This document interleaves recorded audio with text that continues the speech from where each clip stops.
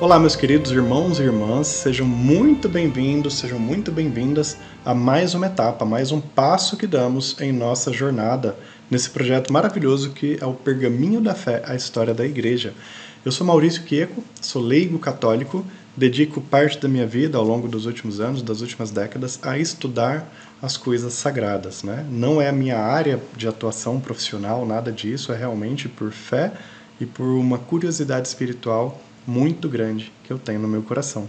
Então eu busco conhecimento, tento me aprofundar ao máximo nas coisas de Deus para que eu possa compartilhar esses assuntos, esses temas, a nossa história cristã, judaica, tudo aquilo que nos traz como essência até os dias de hoje, eu tento estudar isso compartilhando de uma maneira mais prática, mais objetiva.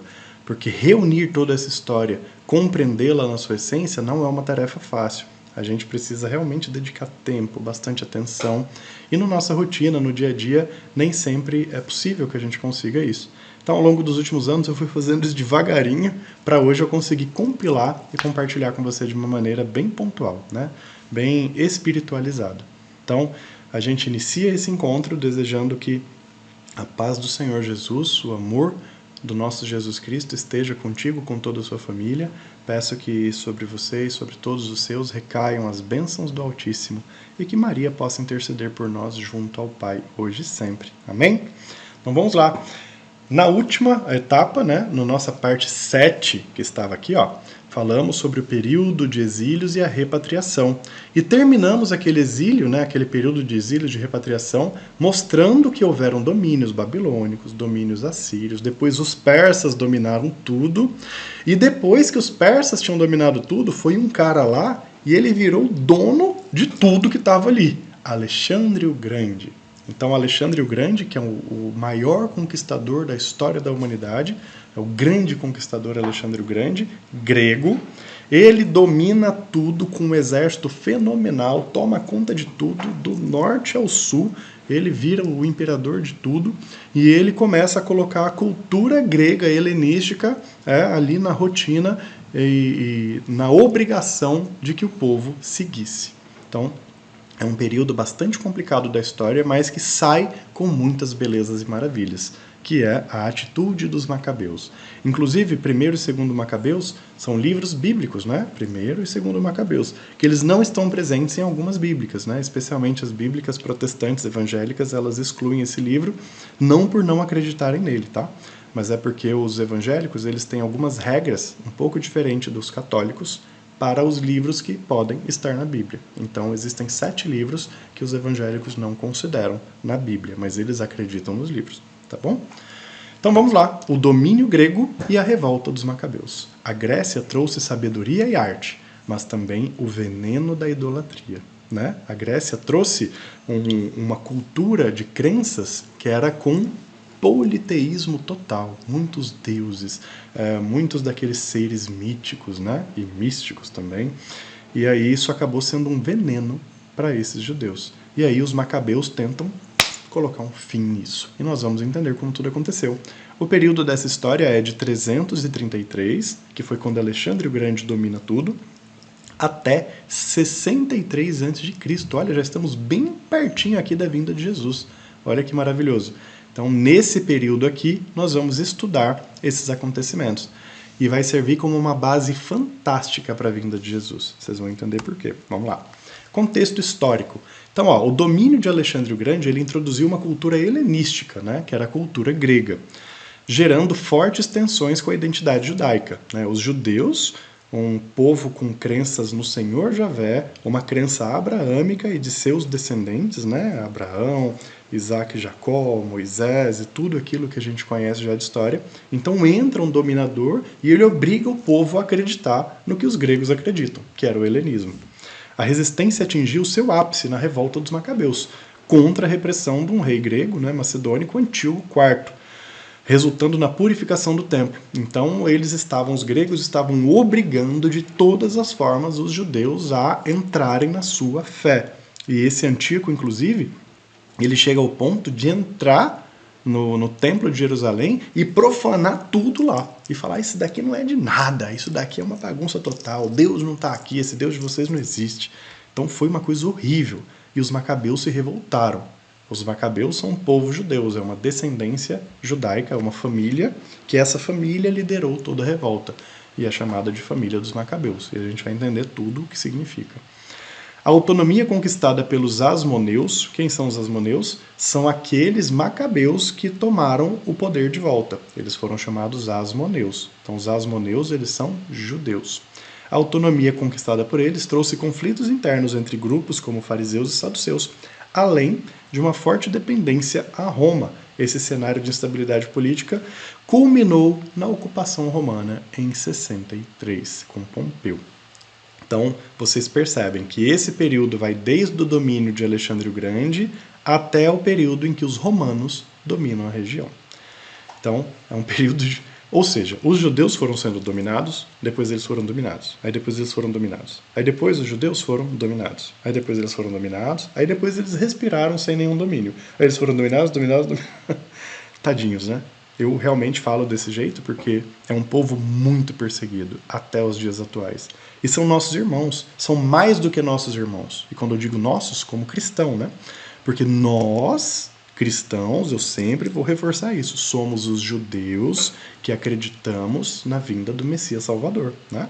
Os judeus não esperavam a vinda gloriosa de um Messias? Ele veio, e nós acreditamos. Só que uma parte desses judeus não acreditou, e ainda está à espera. E são os judeus que ainda se chamam judeus. E nós nos chamamos cristãos porque sabemos que é Jesus Cristo, o Deus que veio. E todas essas informações, elas estão na Bíblia, ali em 1º e 2º Macabeus, e também no livro de Daniel, um profeta lá do tempo do exílio. Olha só que interessante. Vocês sabiam que Daniel, parte das profecias deles, Daniel viveu 200 e poucos anos antes disso, 300 anos antes disso, e ele, nas profecias dele, enxergou o que iria acontecer no período dos Macabeus. Maravilhoso, né? E está lá no capítulo 7, versículo 12. E está lá no capítulo 7 até o 12, para você checar esse fato da história bíblica, tá bom? Então esse é o contexto histórico, domínio grego e a revolta dos Macabeus, desde a dominação de Alexandre o Grande até o Império Romano ser dono daquilo tudo. Então aqui nós temos uma linha do tempo recheada de informações para compreendermos. É um período muito importante da história. Então vamos começar aqui, ó. 333. Como já sabemos, Israel é dominada pelo grego Alexandre o Grande, que ele toma Israel, ele toma os persas, ele toma a Síria, ele toma tudo, né? Então Alexandre o Grande é o grande conquistador que em 10 anos ele consegue ser dono de tudo. Ele consegue assumir o controle de tudo. E nesse período, como sabemos, já tinha se passado aquele tempo de Esdras e Neemias que organizaram a fé judaica. Organizaram os ritos, as escrituras, deixaram uma rotina de orações, uma rotina espiritual. Então, quando Alexandre o Grande invade, esse povo judeu estava super organizadinho, estava tudo muito bem organizado no entorno do templo. Então, olha o choque, né? Esse povo tinha acabado de sair do exílio. Passam uns anos, Alexandre invade, e eles estavam ali com a sua identidade ainda bonitinha. Que coisa, né? Os judeus passaram por muita coisa. Por isso que nós devemos ter uma misericórdia muito grande e conhecer essa história. 323, morte de Alexandre. Foi apenas 10 anos, gente. Em 10 anos, esse conquistador conseguiu tomar parte do mundo conhecido naquela época. Impressionante. O que muitos levaram séculos para fazer, ele fez em 10 anos. Morte de Alexandre e a divisão do império. Ptolomeu e Seleuco são os generais que assumem o império dividido. Então, como Alexandre ele não tinha os descendentes que iriam assumir todo aquele império que ele conquistou, os dois principais generais dele, Ptolomeu e Seleuco, eles são os que absorvem esses mandos, né? Eles são os generais que assumem. E por que eu falei Ptolomeus e Seleucidas? Porque depois nós vamos ter as descendências deles, que são os Ptolomeus e os Seleucidas, tá bom? Então se alguém não já ouviu, falou, nossa, eu já ouvi falar nessa palavra, Ptolomeus e Seleucida, mas eu não sabia o que era. São os descendentes desses generais, que foram quem assumiu toda aquela... Nada mais, nada menos, eles foram os grandes generais que assumiram depois de Alexandre o Grande. Só isso, né? Então tá aqui os dois, ó. Eles dividiram todo aquele espaço, dividiram o império e acabaram assumindo tudo aquilo que Alexandre tinha conquistado. Em 175, e aí ó, tudo isso continua, olha aqui o período, ó, 323, tudo isso continua com os gregos mandando em tudo. Os gregos mandando aqui, ó, nesse período. Os gregos estão mandando, através das descendências ptolomaicas e seleucidas. Eles estão mandando. Até que em 175, um desses descendentes de Seleuco, né, o seleucida Antíoco IV Epifânio, ele assume o trono da parte dos seleucidas. Tá aqui, ó, Seleucida. Só que esse cara, ele era um encardido, ele era um cara complicadíssimo, ele era aquele cara que vinha para causar divisão mesmo, ele vinha para causar furor, ele vinha para detonar tudo que estava acontecendo. E ele assume em 175, grego, Seleucida, o Antíoco. Em 168, ele avança, e ele entra no templo de Jerusalém e profana tudo. Ele derruba tudo, ele mata animal lá dentro, ele faz uma coisa horrível. Ele mata um porco lá dentro, que era um animal, e até hoje é considerado um animal impuro para os judeus, em função de uma série de tradições que eles têm, né, que vem lá do tempo dos 40 anos de Moisés vagando no deserto. Lá daquele tempo, o porco é uma carne impura para os judeus. E ele vai lá, olha aqui a imagem, ó, do Antíoco. Ele vai lá e sacrifica um porco no local dos sacrifícios judaicos. Uma coisa horrível, absurda. Então Antíoco IV tentou impor a sua cultura e a sua religião, buscando unificar seu império e erradicar a identidade judaica por completo. Então esse cara aqui, ele estava tentando exterminar toda a identidade judaica. E foi isso que causou uma revolta ainda maior nesse povo que estava sendo dominado, né? O povo judeu, que estava mais uma vez sendo dominado, nesse caso aqui pelos gregos, né? Eles ficaram inflamadíssimos. Em 167, um ano depois dessa profanação do templo, um levante liderado por Matatias e seus filhos, um levante é liderado por ele, e eles são os macabeus. Então, eles iniciam esse levante, uma revolta, eles iniciam uma grande defesa da sua cultura, da sua espiritualidade. Macabeu, que quer dizer martelo em hebraico, era o apelido de Judas, o filho de Matatias. Então, aqui nós entendemos por que a revolta dos macabeus e por que eles eram chamados de macabeus. Esse Matatias, ele era um sacerdote judaico. Ele era ali uma das pessoas mais importantes no trato das coisas judaicas no templo. E a família dele, né, era uma família com uma identidade espiritual fortíssima. Seus filhos, né, Jonatas, Judas, Simão, ele tinha 3 filhos, o Matatias, e talvez o mais forte deles todos era o Judas. E ele recebia esse apelido de martelo. Ele era o Judas, o martelo. Só que na língua deles, em hebraico, macabeu, macabeu. Até hoje eles usam muito essa palavra lá. Então, eles iniciam essa grande revolta. Em 164, mais ou menos 3 anos depois que essa revolta começou, e essa revolta eles foram juntando pessoas, eles foram juntando guerreiros, eles foram chamando judeus que estavam espalhados por vários cantos e dizendo, ó, vamos reagir, vamos sustentar a nossa fé e a nossa espiritualidade. Tudo isso sendo feito pelos macabeus, né? Os descendentes de Matatias. E em 164, eles reconquistam o templo e conseguem fazer a grande purificação do templo, que tinha sido profanado aqui, ó, pelo Antíoco. E se você, por acaso, já ouviu falar numa festa muito famosa dos judeus, ela chama-se Hanukkah, é a festa da purificação. E ela relembra justamente isso. Ela relembra o dia em que os judeus tomaram o templo de volta e purificaram esse templo. Lavaram esse templo. Deram uma nova vida a esse templo com as suas crenças judaicas. É chamado de Hanukkah. Aconteceu em 164. O tempo avançou mais um pouco e esses macabeus acabaram sendo os sucessores na liderança judaica. Sacerdotes e sumos sacerdotes. Sacerdotes e sumos sacerdotes. Então, como eles sempre eram conquistados, o sacerdócio acabava sendo, o sumo sacerdote, ele acabava tendo a imagem, a referência da pessoa que liderava e controlava e coordenava tudo o que acontecia no mundo dos judeus. E essa família dos macabeus acabou sendo a família que seguiu essa linhagem. Depois que eles se revoltam, retomam o templo, eles conseguem sim estabelecer uma linhagem novamente. Jonatas Macabeu assume como sumo sacerdote em 160, ou seja, um dos descendentes de Matatias. Ele consegue assumir o trono, o trono não, né? O trono do templo, né? Porque aqui eles não tinham um rei nesse momento. Eles ainda eram governados por outros povos invasores. Nesse período aqui, eles ainda estavam sob mando dos gregos em muitas regiões. Eles só estavam tendo de volta a sua independência cultural e religiosa, ok? Só que daí eles começam a transformar essa liderança espiritual, que é a do sumo sacerdócio, numa grande dinastia. O que é uma dinastia? É quando você tem uma família que vai perpetuando no poder por muitos anos. Então entendemos aqui o que aconteceu, ó. Alexandre domina tudo, depois que Alexandre morre, o império é dividido.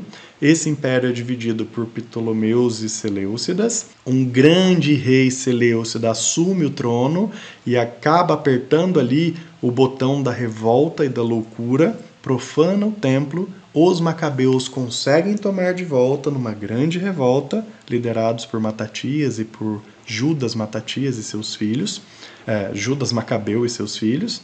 Eles reconquistam, purificam o templo e através dessa família de Matatias continua a dinastia. Tá vendo? Bem resumido e bem explicadinho, né? E essa dinastia chama-se Asmoneia. Se alguém um dia já ouviu falar desse nome ou não, está aqui a explicação dela. O que é a dinastia Asmoneia? É a família dos macabeus que foi tomando conta do poder. Sumo sacerdote, sumo sacerdote, sumo sacerdote, sumo sacerdotes. Eles começaram toda essa liderança de uma forma muito bonita, né? Eles se revoltaram contra os gregos, tomaram o templo de volta, purificaram o templo e se transformaram em sumos sacerdotes. E o pai foi passando para o filho, que foi passando para o filho, que foi passando para o filho, na dinastia Asmoneia, que durou mais ou menos 100 anos, desde Jonatan até aqui mais ou menos o ano de 67. E olha o que acontece. Nesse período, como infelizmente acontece em muitas dinastias, as famílias começaram a brigar entre si. Esses asmoneus, que são descendentes de Matatias e dos macabeus. Eles começam a brigar entre si e vão gerando muitas guerras, vão travando algumas batalhas internas, chamadas de guerras civis asmoneias.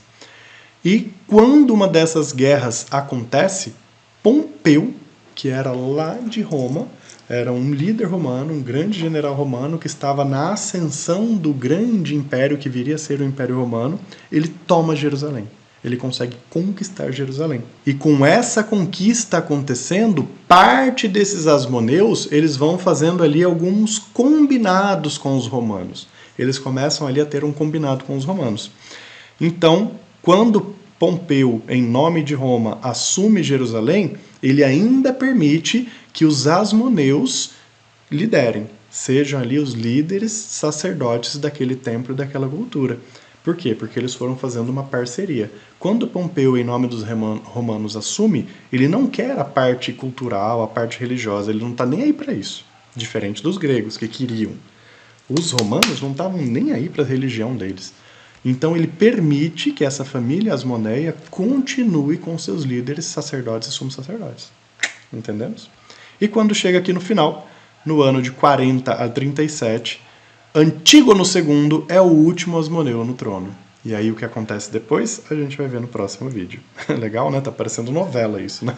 Mas se a gente for parar para pensar, é uma grande narrativa de 4.000 anos, né? De 6.000 anos. Desde Adão e Eva até os dias atuais, passaram-se 6.000 anos da nossa história.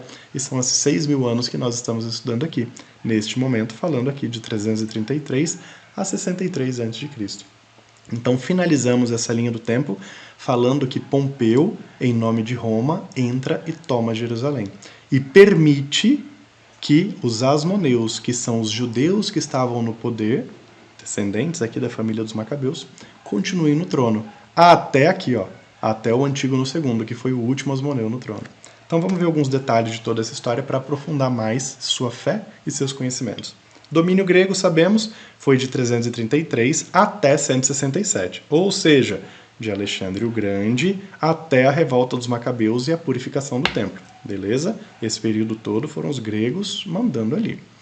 Alexandre o Grande, a morte de Alexandre, domínio dos Ptolomeus e domínio dos Seleucidas, e 175, a ascensão de Antíoco Epifânio, que é aquele rei louco, Seleucida, que entra no templo e profana tudo. E aí acaba comprando uma briga gigante com os macabeus. Helenização e a perseguição. Olha só o que eles fizeram, que absurdo. Por isso que eles compraram uma briga muito grande e os macabeus se revoltaram. Proibição da Torá e de cultos a Deus. Eles proibiram de ler a Torá. Eles proibiram tudo. Eles profanaram o templo, eles proibiram a leitura, eles proibiram a reunião dos judeus, proibiram tudo. Profanação do templo e a resistência dos judeus piedosos.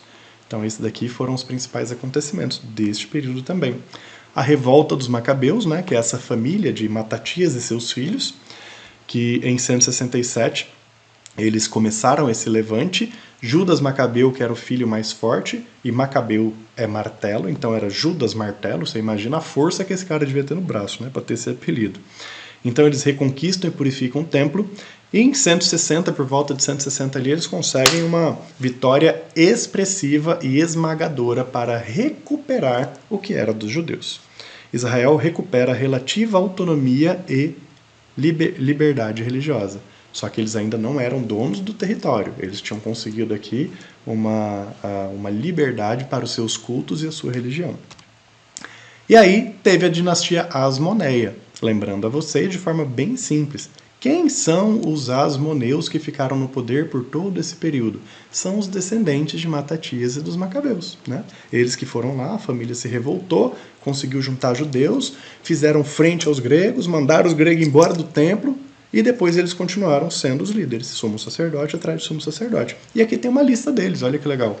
Essa daqui foi difícil achar, viu? Eu vou falar para vocês que não foi fácil chegar nesses nomes todos, porque parte desses nomes não estão na Bíblia, né? Eu tive que pesquisar em alguns outros livros, em especial na História dos Hebreus, de Flávio Joséfos. Se alguém não conhece esse livro, é maravilhoso.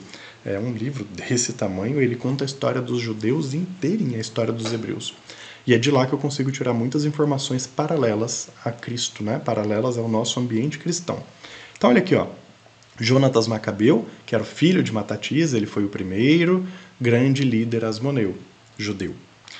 Simão Macabeu, João Hircano, Aristóbulo, e foi indo um até o outro, até chegar no último deles, que foi o Antígono II, no ano 37 a.C. Então, ó, aqui são todos os líderes judeus da dinastia dos asmoneus, que eram os descendentes de Matatias e dos Macabeus, ok?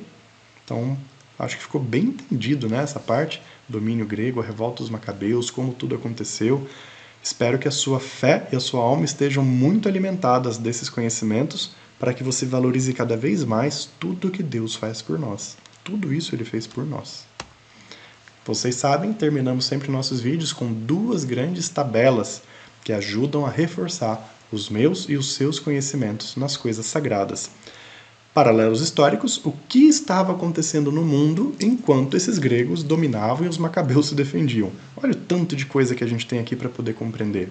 No Egito, na Síria, na China, na Índia, na Mesoamérica, na América do Sul e nos Andes, vamos até dar uma olhada. Ó. Avanços em agricultura e irrigação, templo e cerâmica. Continuidade do legado de Caral e culturas pré-incas. Nossa, eles já estavam super avançados aqui. E lá no Japão, agricultura intensiva com arroz, metalurgia, estrutura social e muitas outras coisas. Essa tabela, eu sou apaixonado por ela. Sempre no final, vocês vão poder compreender o que acontecia no mundo enquanto Deus cuidava dos judeus.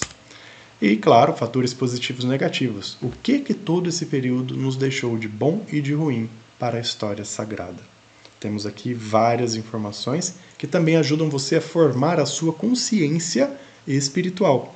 Quando a gente entende essas coisas, nós vamos entendendo que se não fosse a igreja, a humanidade não teria chegado onde chegou. Pode ter certeza disso. Próximo vídeo, nosso encontro será a parte 9. Aqui bem pertinho da chegada do Messias, do nosso grande Jesus Cristo. Na parte 9 vamos falar já do domínio romano e o reinado de Herodes, ou seja, tudo o que aconteceu às vésperas do nascimento de Jesus.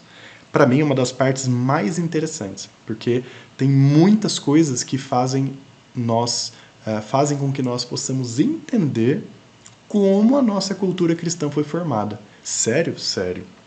Por quê? Porque parte do que Jesus fez foi combater esse domínio. E esse aqui também. Então Jesus, quando vem ao mundo, ele vem para combater essas coisas. Por isso que é importantíssima essa aula. A gente entender, quando Jesus vem ao mundo, ele não vem por acaso. Ele não vem num tempo qualquer. Ele vem no tempo mais perfeito para ele nos explicar tudo o que ele precisava, combatendo essas situações. Cenas do próximo capítulo. Finalizamos aqui então nossa parte 8. Agradeço por estarem comigo nessa jornada, Pergaminho da Fé, a história da igreja, e desejo sempre e cada vez mais que a bênção de Deus recaia sobre você, sua família, seus planos, projetos, trabalho, sobre tudo aquilo que envolve a sua vida. Nos vemos no próximo vídeo. Tchau, tchau.